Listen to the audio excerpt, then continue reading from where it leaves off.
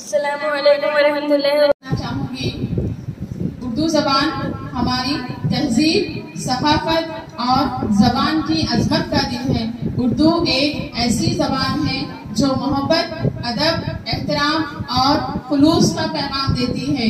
ये ज़बान सिर्फ अल्फाज का मजमूआ नहीं बल्कि दिलों को जोड़ने का जरिया है। उर्दू ज़बान एक मुल्क या एक कौम की नहीं बल्कि इसकी एक खास बात यह है कि उर्दू ज़बान को जल्द ही हर कोई अपना लेता है।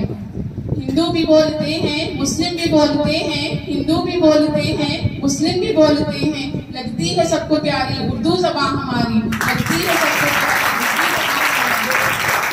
अदब और शरीयत की पहचान है। उर्दू अदब में नरमी है, मिठास है और शाइस्तगी है। यही वजह है कि इसे मोहब्बत की ज़बान बोला जाता है।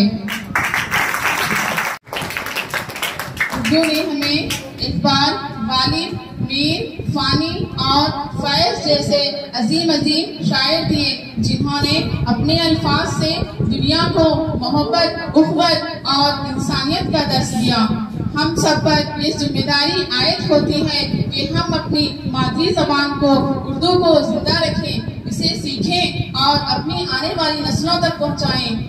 साथ रही है साथ रहेगी जान हमारी उर्दू है, साथ रही है साथ रहेगी जान हमारी उर्दू है। उर्दू की पहचान है, हमसे पहचान हमारी उर्दू है।